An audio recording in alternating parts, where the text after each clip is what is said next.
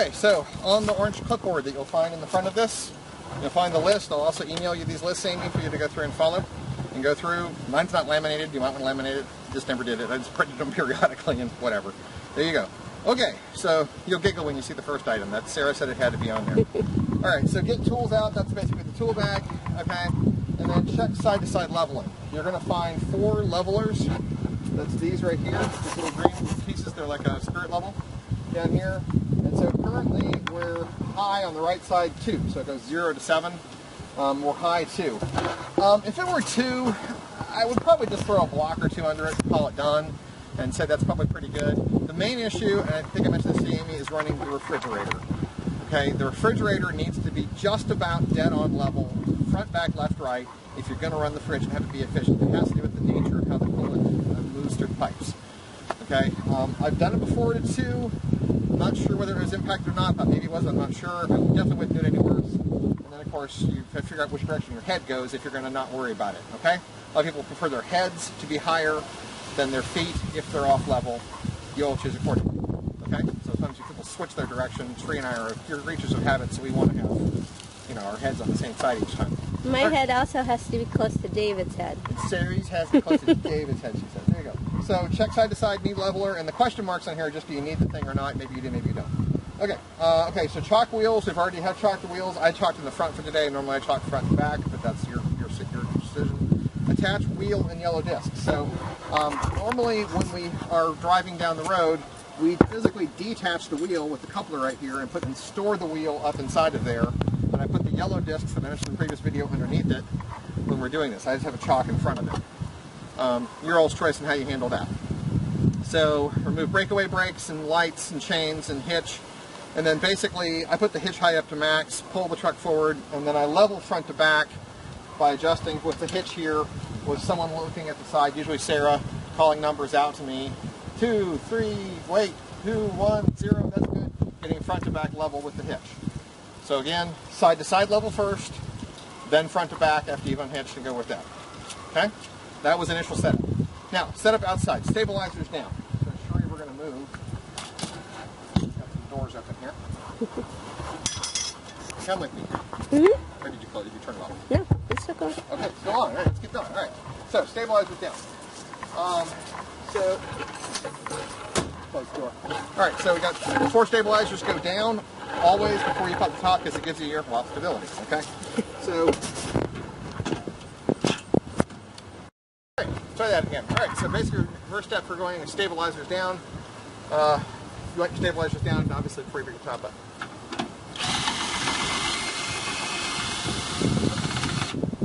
Okay, so this just touched, and I told it because it moved, and just give a little punch like that. You'll see that just a little dip right there. And I'm going to do that then 3 more times. Okay.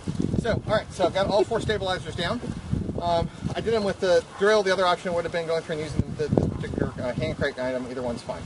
On the front, I'm actually sure you're going to need to come around here so I can show the connections here. So there's 2 different connections for raising the top. They are either the 19mm jack here or the spare drive here. They all connect to the same thing. The key thing to remember is the directions that are for the stabilizers is the opposite as for this nut. So I was just driving clockwise to move the stabilizers down. You'll figure it out. But in order to drive this up, I need to reverse the drill in the other direction because there's a reversing gear right here. This will make sense when you try it. Okay? A lot of noise.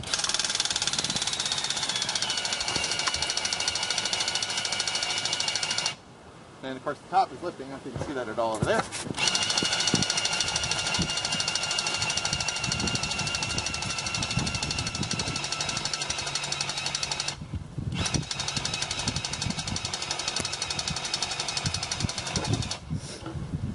Okay, so a couple things. One is as it starts rising, there's a couple of loud noises you may hear you need to be aware of. One is that the bars can drop, the stabilizer bars. I'll show you that in just a second. And the other one is wires can kind of get caught up in there. You have to work on that. So I'll show you those things. So I'm going to go ahead and switch over because this drill's just about dead because I forgot to charge the battery. To go through, let me go ahead and go ahead and go over to a hand crank.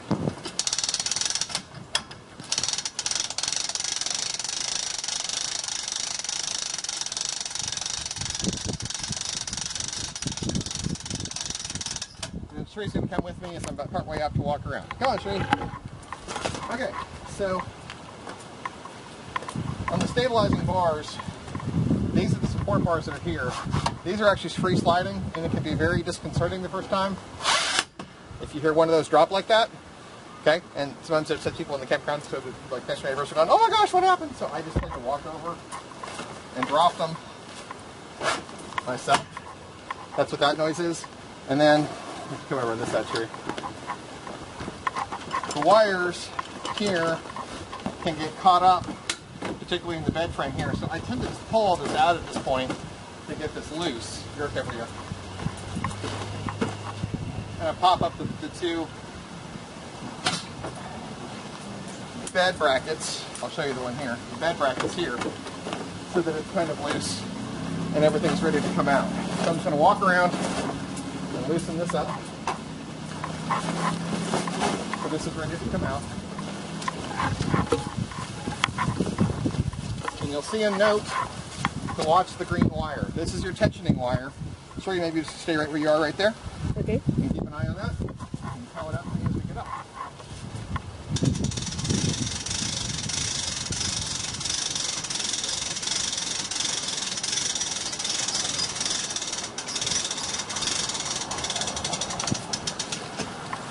Go ahead and pull this cord out. Good one.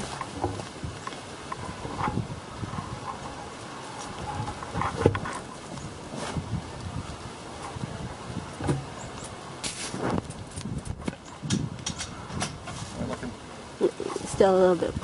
No, that's good. Okay. Kind of a low bandwidth.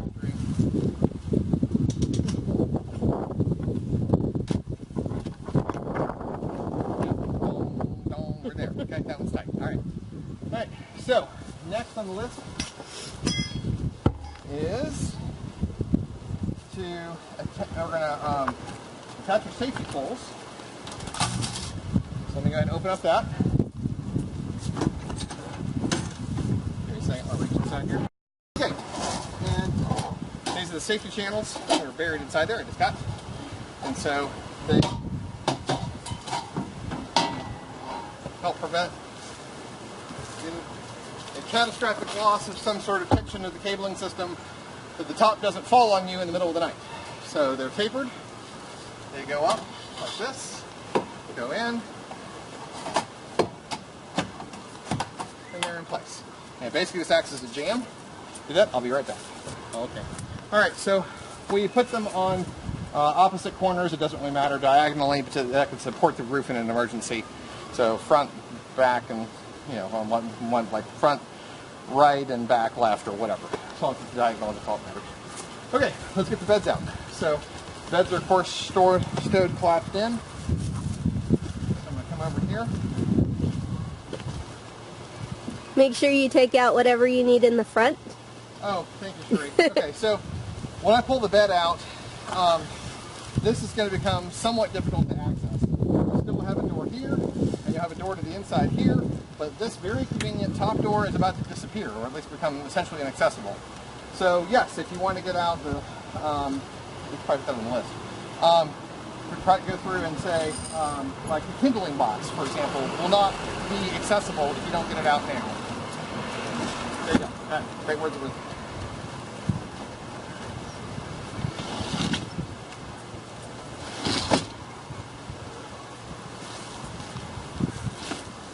Let's hug side to side. Okay. Want to loosen up this.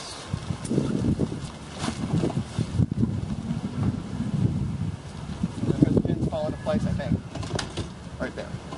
Okay, that's now rigid. Go with that. Okay? So, unhook the top.